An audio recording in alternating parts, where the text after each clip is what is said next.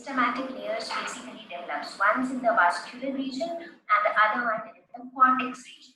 You know what is cortex, right? The endodermis and the parenchyma cells together are known as cortex.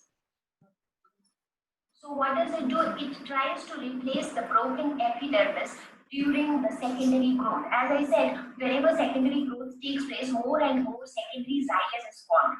As a result, the secondary phloem and the primary phloem gets destroyed. So the epidermis layers also get broken. So all the outer layers get broken. So there has to be something which will replace the broken epidermis, because if epidermis is not there, there is no protection. Good morning ma'am. Right? So good morning. तो एक video देख रहे हैं हम जिसमें हम secondary growth देख रहे हैं। सेकेंडरी ग्रोथ किसमें? और in the cortex region. Means secondary growth हमें पता है वैसे भी कि वो ग्रोथ होती है जो कि आपके लेटर लाइफ में हो रही है। प्लांट स्टार्टिंग में जो ग्रो करता है वो उसकी प्राइमरी ग्रोथ होती है, जैसे वो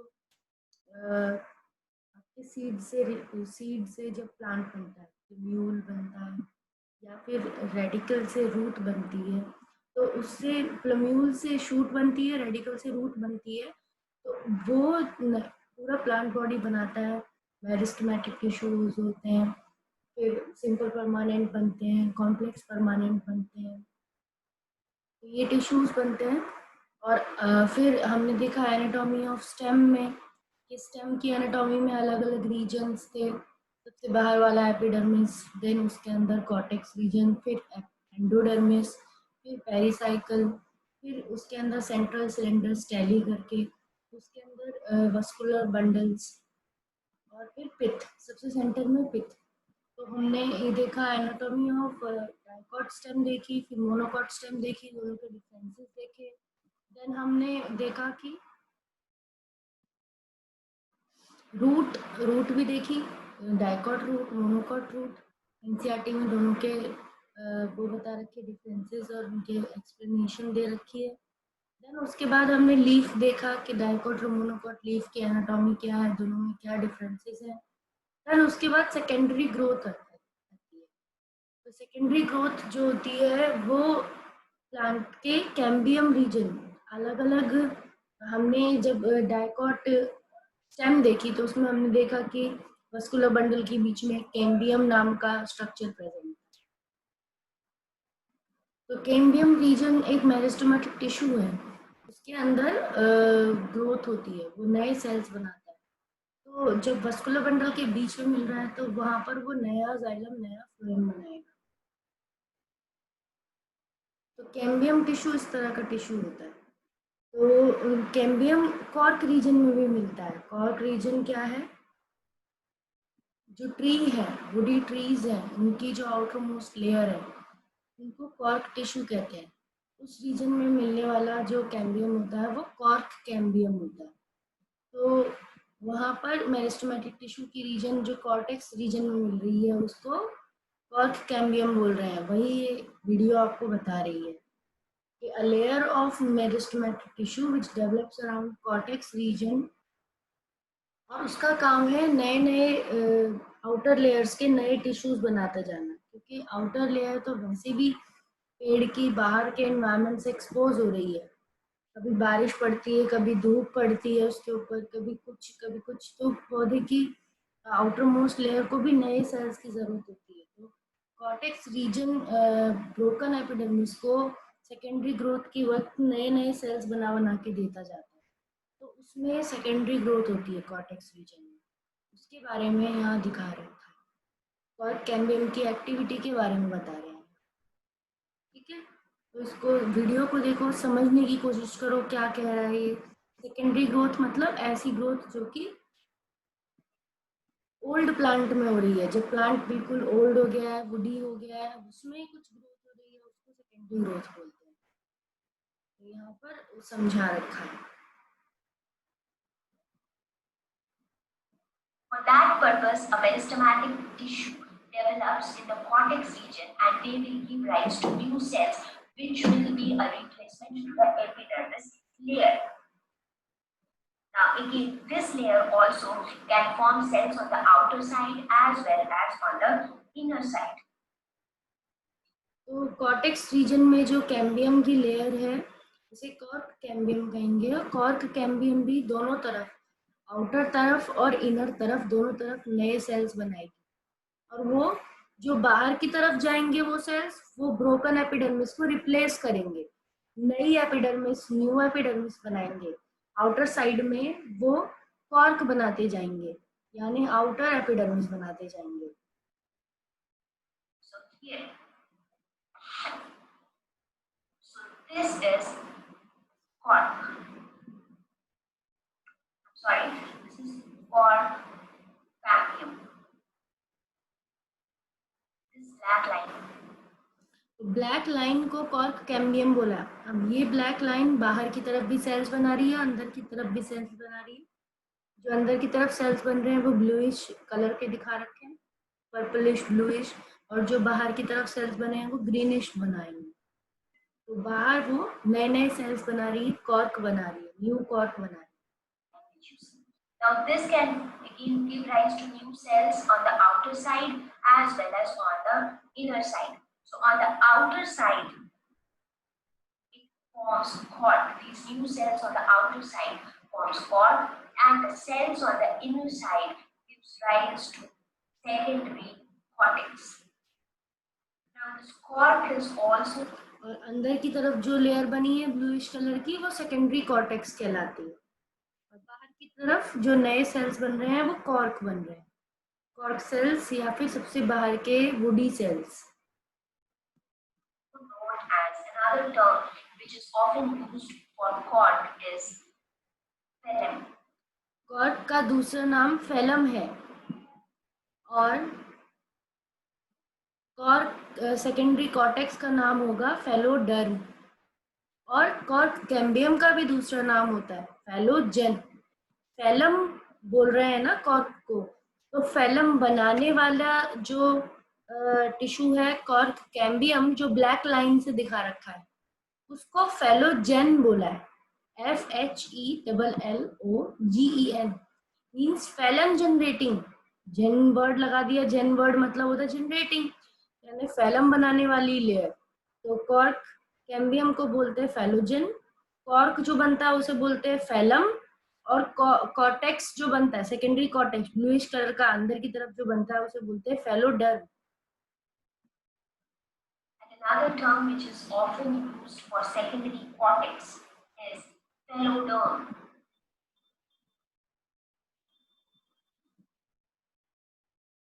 So what is this secondary cortex? Secondary cortex is nothing but it is made up of parenchyma cells. So now you see, considering both vascular cambium and cork cambium, the thickness of the stem has increased so much. So basically this was vascular cambium, right? This layer was vascular cambium. So vascular cambium gave rise to secondary xylem. ऐसे ही vascular cambium भी अंदर वाली जो अभी अभी बताई black colour की strip, जिसके बाहर की तरफ तो रेडिश कलर का जोन है और अंदर की तरफ लाइट ब्लूइश जोन है, तो वो वस्कुलर कैम्बियम है, यानी वस्कुलर बंडल्स के बीच में मिलने वाला कैम्बियम। वस्कुलर कैम्बियम भी बाहर की तरफ तो फ्लोएम बनाता है, सेकेंडरी फ्लोएम, और अंदर की तरफ सेकेंडरी जाइलम। जब उसके अंदर सेकेंडरी ग्रोथ होती है तो अंदर की तरफ वो नया जाइलम बनाता है और बाहर की तरफ वो नया फ्लोएम बनाता है। तो ये जो नए जाइलम और फ्लोएम बनते हैं वस्कुलर कैम्बियम के दोनों तरफ, उन्हें secondary xylem formed inside and secondary phloem formed outside of the vascular cambium, ये कहते हैं। Here and secondary phloem here. Correct? And this vascular cambium gave rise to secondary xylem here and secondary phloem here. Now again outside the cork cambium came up, which gave rise to secondary cortex here and cork here. So the thicknesses keep on increasing. So earlier when we started with it was only a बार बार एक तो cork cambium में भी secondary growth हो रही है और एक vascular cambium में भी सेकेंडरी ग्रोथ हो रही है। दोनों में सेकेंडरी ग्रोथ होने पर हर साल नए नए सेल्स बनते रहते हैं, नया जाइलम, नया फ्लोएम, नया कॉर्टेक्स, सेकेंडरी कॉर्टेक्स, नया एपिडर्मिस। तो क्या होता रहता है, पौधा पेड़ बन जाता है और पेड़ और बड़ा पेड़ बन जाता है, उसकी चौड़ाई बढ़ती जाती है, ट्रंक की चौड़ाई हर साल उसकी बढ़ती जाती है। तो पेड़ की एज काउंट करने का भी एक तरीका है कि पेड़ कितना साल पुराना है। अगर कोई पेड़ को अगर हम उसका कट सेक्शन देखें तो हम पेड़ के रिंग्स गिनकर, जो रिंग्स बने हैं अंदर, उन्हें गिनकर, 2 रिंग्स गिनकर एक साल में एक साल काउंट होता है, क्योंकि 2 रिंग्स एक बार समर में एक बार विंटर्स में सेकेंडरी ग्रोथ होती है। तो समर्स में एक रिंग बनती है, एक रिंग विंटर्स में बनती है। Primary xylem, primary phloem. Then it became primary xylem, primary. So I'll just write it, which will help you to understand how the thickness increases. Thickness is basically this cross section, right? Now, when this diameter keeps on increasing, what will happen? The circumference keeps on increasing. That means the thickness is basically increasing. So when we started with, there was only one primary xylem and primary phloem. That's all. Then we had primary xylem, cambium, and then primary phloem. Then we have primary xylem, secondary xylem, cambium, then secondary phloem, and then phloem. Even after we had starting as primary xylem, then secondary xylem, then vascular cambium, then secondary phloem, then primary phloem. Outside that, we had the secondary cortex, then cork cambium, and the outermost is cork. So the number of layers kept on increasing, and as a result, the width of the stem keeps on increasing, and this is known as secondary growth. तो समझ में आ रहा है, हर साल secondary phloem भी बनता रहेगा, secondary xylem भी बनता रहेगा, अंदर की तरफ भी नए सेल्स बनते रहेंगे, बाहर की तरफ भी तो रिंग्स बनती रहेंगी। तो इस वजह से ओवरऑल डायमीटर प्लांट का बढ़ता रहता है। इस तरीके से ग्रोथ होने को सेकेंडरी ग्रोथ कहते हैं, क्योंकि एक बार जब प्लांट इमेच्योर था तब तो उसमें प्राइमरी ग्रोथ होती है, जब तक प्लांट इमेच्योर होता है, जब तक वो वुडी नहीं होता। जैसे ही वो एक बार वुडी होता है, उसके अंदर पूरे वस्कुलर टिश्यू सब बन जाते हैं, तो उसके हर साल फिर सेकेंडरी ग्रोथ होने लगती है, उसकी डायमीटर बढ़ने लगता है। Right? So I hope the concept of secondary growth is clear now. Now this secondary growth is observed not only in stems but also in roots. In roots also we similarly have a vascular cambium, a cork cambium, and the concept still remains the same. It's just that the structure of the root is a little different, right? Like when you compare a dicot stem and a dicot root, their structure is little different. So because a pattern of the vascular bundles are different in both of them. So there it is radial, here it is conjoint. So those differences will be there, but otherwise the concept of secondary growth will remain the.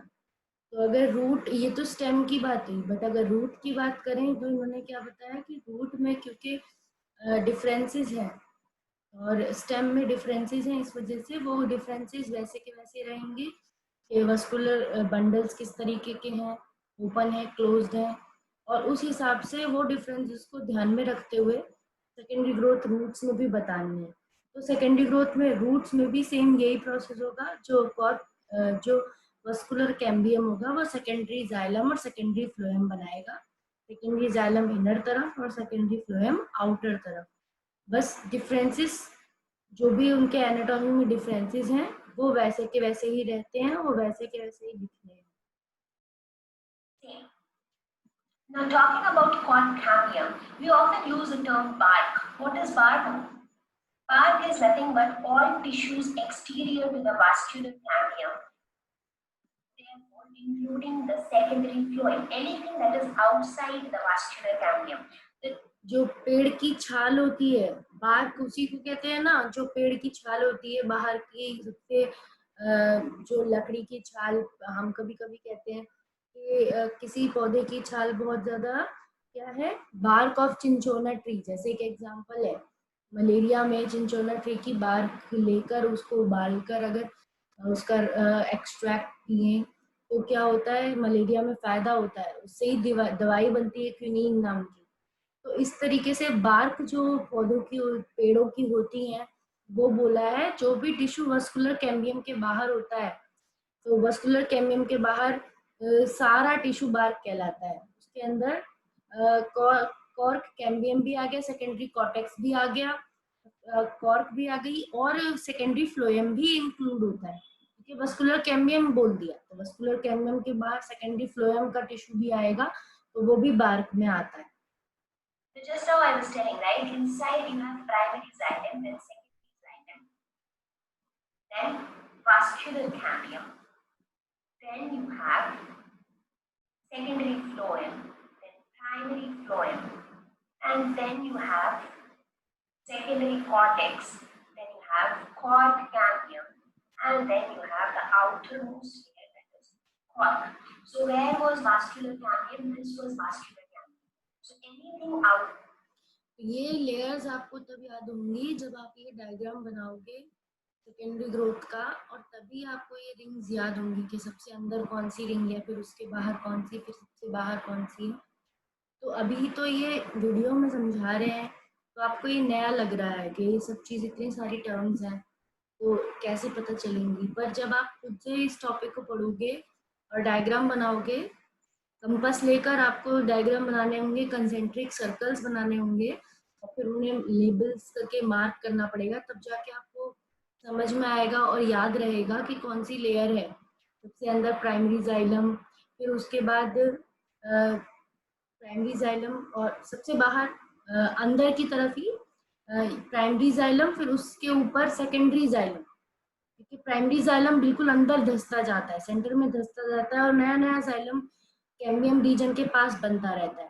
तो फिर primary xylem सबसे deep में रहेगा, primary xylem, फिर उसके बाद आएगा secondary xylem, फिर बीच में आएगा वस्कुलर कैम्बियम, क्योंकि वस्कुलर बंडल के बीच का कैम्बियम है, वो दोनों तरफ सेल्स बना रहा है, अंदर की तरफ भी नया जाइलम बना रहा है, बाहर की तरफ सेकेंडरी फ्लोएम बना रहा है। तो इस वजह से primary xylem will go deep inside, then secondary xylem will come, then vascular cambium will come, then primary phloem will come, then secondary phloem will come, and then आपका आता है cork cambium, जो कि inside बनाता है secondary cortex और outside बनाता है कॉर्क रीजन। तो ये सब लेयर है, तो आपको ये डायग्राम बना के ही याद करना पड़ेगा, जो ये डायग्राम बुक में दिए हुए हैं सेकेंडरी ग्रोथ के। Outside this is termed as bark. You often would have heard about the bark of the tree. Cut the bark of the tree. So bark is nothing but this entire outermost layer which we see, that is bark. So the xylem is very much protected deep inside the stem. Cell layers. So what are the cell layers that constitute the bark? It consists of secondary phloem, periderm. And what is periderm? Periderm is nothing but cork plus. तीनों layer को मिला के periderm बोल देते हैं। Cork cambium और secondary cortex, इन तीनों को मिला के पेरिडर्म भी बोला जाता है। Cork cambium plus secondary cortex. All of them together is given the term periderm. So secondary phloem and periderm together constitute the bark. So now that we have understood the concept of cambium, let us quickly have a look at the vascular and cork cambium together. So now you remember I told you that I'll explain this figure towards the end of the lesson when I have covered everything. So now is the right time to look at the first figure.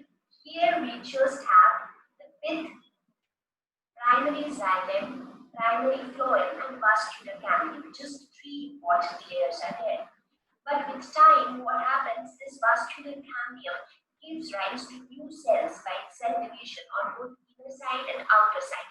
So inner side it forms secondary xylem, outer side it forms secondary phloem. And earlier it already had primary xylem, primary phloem and vascular cambium. So now the width increases due to these two additional layers, secondary xylem and secondary phloem. Now the amount of secondary xylem started increasing drastically. Therefore, the secondary phloem and the primary phloem started breaking down. The epidermis also started breaking down. So to compensate for that, another layer came up, that is the cork cambium. Cork cambium is present in the cortex. Now what happened? This quark cambium again gave rise to quark, the periderm, secondary cortex. So now because of the cell division in the quark cambium, there was further increase in the girth or in the width, right? So that is why you see initially this was the thickness, then later due to the activity of vascular cambium, the thickness increases. Again due to the activity of quark cambium, the thickness further increases.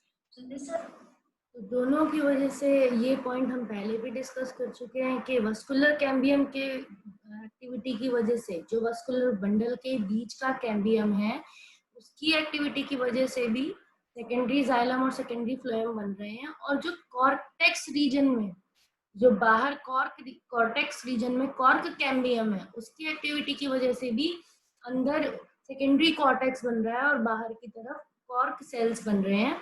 तो दोनों की activity की वजह से total thickness पौधे की stem की वो बढ़ रही है।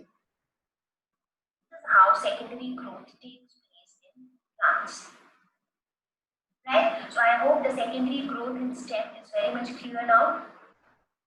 Now in a very similar way, secondary growth also happens in root. As I said, it is only that the inside xylem phloem arrangement is little different. So here you can see this is the xylem, this is the phloem. The red colored structure is xylem and these green structures are phloem. They are radial arrangement. One side this यहाँ पर root की secondary growth explain कर रहे हैं।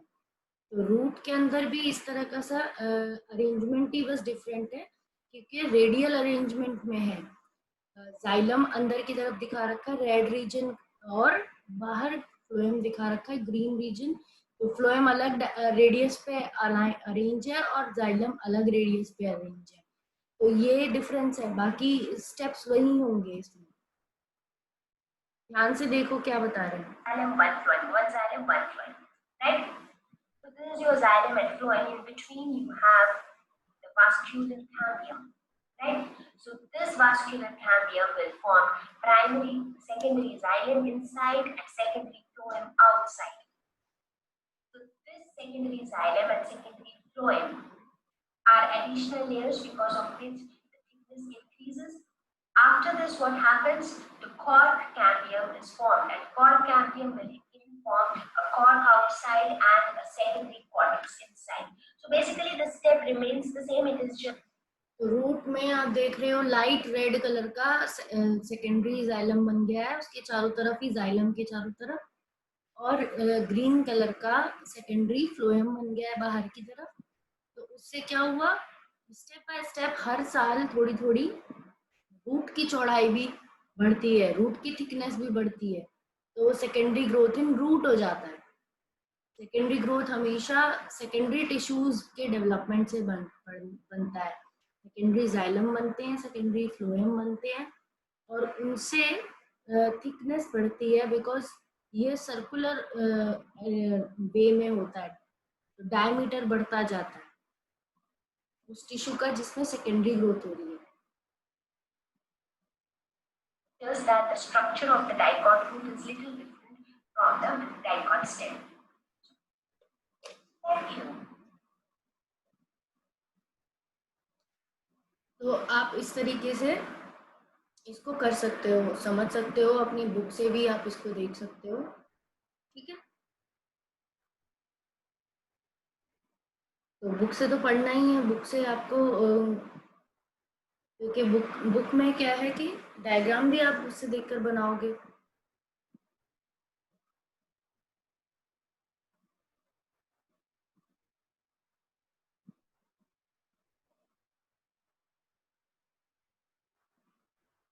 और एक और बार अगर आप देखना चाहते हो किसी और वीडियो से तो वो देख सकते हो।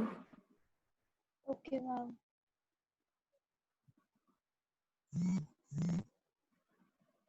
एक टॉपिक अब बस रह गया एनुअल रिंग्स बनने का, वो समझ सकते हैं क्योंकि मैंने बताया कि हर बार रिंग्स बनेंगी। ठीक है, तो आप तो रिंग्स बनती हैं एनुअली। एनुअली मतलब हर साल बनती हैं रिंग्स। तो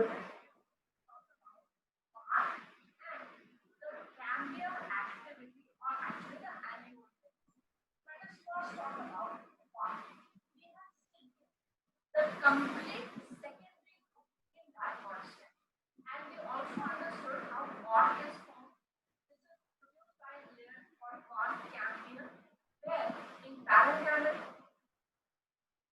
तो यहाँ पर आपको रिंग्स बनने का बता रहे हैं कि किसी भी पेड़ में किस तरीके से रिंग्स बनती हैं और ऑटम में एक्टिविटी क्या होती है, विंटर में क्या एक्टिविटी होती है. But we did not use the word part anyway. For a long period of time. And secondly, soft.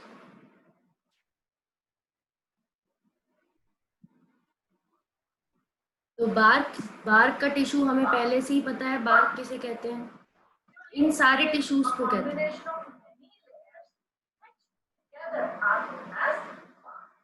Now bark, if it is produced in early season, then it is known as soft. Soft bark or early bark. Soft bark or early bark. If it is produced in early season. If it is produced later in season, in later season, then it is known as hard bark. So this is only for the timing when this bark is produced. Now coming to the annual ring and how this annual ring or annual rings are formed. Annual rings are formed due to differential activity of ganglia in different seasons. In different seasons. There is something called favorable season and there is something unfavorable. Spring is a favorable season and winter is unfavorable. So if this is the cambium string and this cambium, if cambium always goes on producing new cells. Here we are talking about the ring. The ring was formed by combining the fascicular and intravascular cambium. So now there is a ring. So this ring on the outer side is producing secondary phloem and on the inner side is producing secondary phloem. So this secondary phloem is actually the wood. So the term wood is given to secondary. So now this cambium is continuously producing secondary phloem on the inner side. Say right now it is spring, the favorable season. So the vessels which are produced, those vessels are going to be larger vessels because the activity of cambium is better or more active cambium.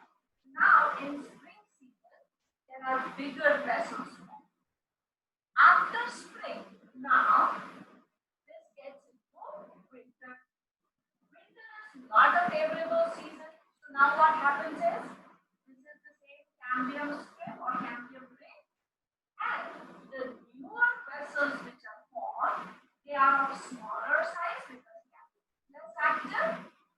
And the reason for less active cambium is the season. The season is not favorable. The vessels or the vessel elements which are formed, they are of smaller size. But when they are formed, they have pushed the larger vessels which will produce the favorable season. So these are the bigger vessels which will produce the season. So now what we have two layers. This was produced in the spring season and this. तो वो बताने का ये कोशिश कर रही हैं कि स्प्रिंग फेवरेबल सीजन है, स्प्रिंग वुड जो होती है वो लाइटर इन कलर होगी, तो वो लाइट कलर में होती है तो लाइट वुड कहलाएगी. तो उसके अंदर बड़े बड़े से वेसल्स बनते हैं, मतलब जो जाइलम बनता है उसके वेसल्स का डायमीटर बड़ा होता है, तो वो बहुत ही चौड़े होते हैं या उनकी कैविटीज बड़ी होती हैं. तो जब उनकी रिंग को देखा जाता है तो वो लाइट रंग की रिंग बनती है, और जो विंटर्स में जो वुड बनती है that is darker in region, तो डार्कर कलर का बनता है और छोटे छोटे से वेसल्स बनते हैं डायमीटर वेसल्स का छोटा छोटा होता है, तो वो ज्यादा डेंस डेंस और घने घने दिखते हैं, तो इस वजह से वो रिंग क्या होती है, डार्कर रिंग कहलाती है। तो यही कहना चाहते हैं कि लाइटर और डार्कर दो तरह के रिंग्स बनते हैं। ठीक है, तो स्प्रिंग वुड और ऑटम वुड या विंटर वुड बनती है, तो दो तरह की स्ट्रिप्स बनती हैं। और एक और आपके वुड होती हैं हार्ट वुड और सैप वुड, तो वो भी आपको समझनी है। ये आपका सेकेंड लास्ट टॉपिक है, टाइप एनुअल रिंग्स करके बुक में दे रखा है, वो आपको पढ़ लेना है वहां से। और दोनों के अंदर डिफरेंसेस लिखने हैं, differences between winter wood and spring wood, and difference between the early and late wood, और difference between heartwood and sapwood. ये कुछ डिफरेंस बिटवीन है जो आपको करने हैं। ठीक है, अगर आप डिफरेंस बिटवीन के फॉर्म में लिखोगे तो आपको ज्यादा याद रहेगा। उस पैराग्राफ को पढ़ के डिफरेंस बिटवीन के फॉर्म में आप इसको लिखना। ये वीडियो मैंने रिकॉर्ड किया है, तो ये वीडियो आपको यूट्यूब पे भी मिल जाएगा, मैं इसको अपलोड कर दूंगी, आप दोबारा से इसको देख सकते हो। अगर कहीं पे भी डाउट आएगा दोबारा से देखकर उस पॉइंट को क्लियर करके समझ सकते हो। ठीक है, ओके मैम। ठीक है, तो फिर मैं एंड कर रही हूँ मीटिंग। Okay ma'am. वेलकम।